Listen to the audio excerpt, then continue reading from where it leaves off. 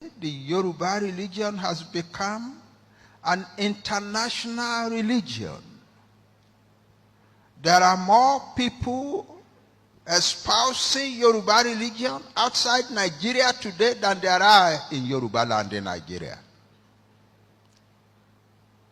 Let me give you an example. In the province of Bahia in Brazil, a province that is a Roman Catholic province, there are more Yoruba centers of worship today than there are Roman Catholic churches. Almost everybody who is a Roman Catholic is also a worshipper of Ogun or Ija or Yemoja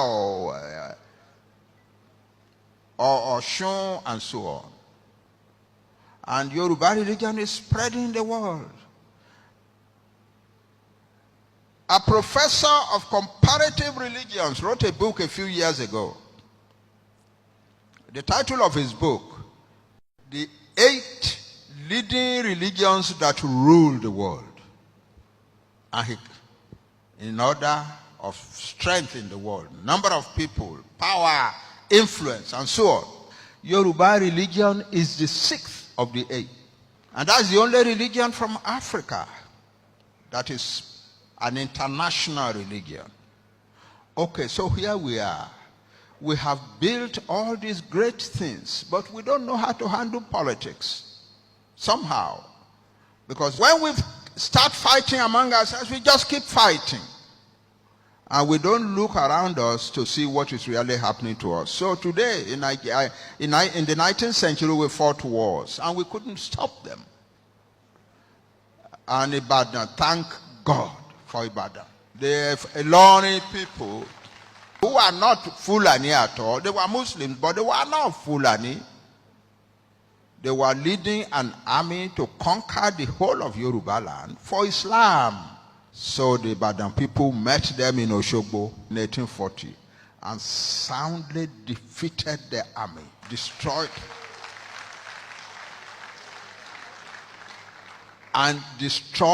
their cavalry, and took captive the leading officers of the army, who incidentally were all Yoruba.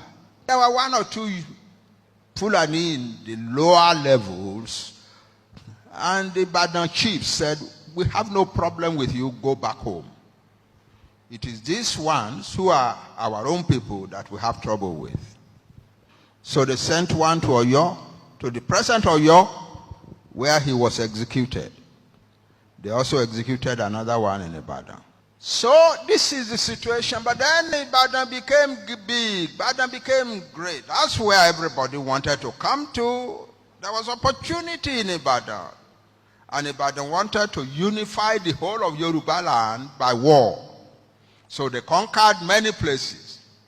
The only people left that they did not conquer were these far southern peoples, like the Jebu, the Ondo, Owo, and so on. But Ekiti, what is now Oshun, Ijesha, most of Igomina, and so on, they just ran over the place and created an empire and put Ajeles everywhere. Then the Ekitis, you know who they are. They didn't know how to handle it for a start. But then in 1877, they finally made up their mind to handle it. So one of their boys started trouble by killing the local Ajele. And the rest of the Ekiti, then people revolted and drove the Ajeles out of their land. And then created an army called the Ekiti Parako Army.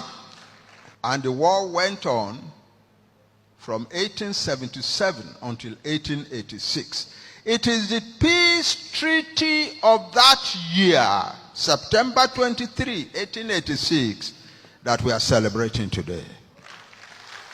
So what is the significance of that treaty? It brought to an end in our land a whole century of troubles and wars. But here is another angle that you may not have heard before. As of that time, the British and the French and so on were already interested in empires in Africa. But as of that moment, If we had joined hands to defend our land, we would never have become British colony. That's 4 years after that war, after the treaty, the Kiriji Treaty. Ibadan army had an army of about 80,000 men, well armed, on the Kiriji war front. They had made the treaty, but they had not gone home. They had an army of about 80,000 people in the Kiriji war front. The Ekiti had an army of about 50,000. I want you to get a piece of paper and pencil and write these things down.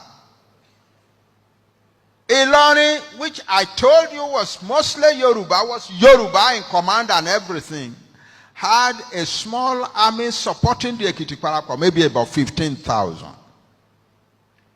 at the same place. At the same time, Ibadan had an army of about 35,000 in Oru, fighting against the Ijebu. The Ijebu had in Oru an army of about 50,000. Are you adding these figures? The Ekiti Parapor had sent an army to go and protect Ife under Prince Fabumi of Okemesi and Chief Arimaro from Ilesha. And that army was about 25,000.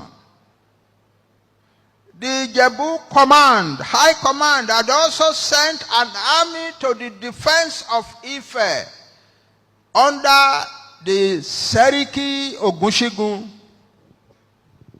and his army was about 25,000. If we had put all of that together and we had said no white man enters our land, no white man would have entered our land. When the British attacked Ijebu-Ode in 1892, it is because they knew that the rest of us were not going to raise a finger to defend Ijebu-Ode. That's the lesson from Kiriji, from the 19th century, from the wars of the 19th century, from the strength that we built in the 19th century, from our whole history. A great nation stands still and let all sorts of smaller nations run over it. It is time that we began to take control of our lives.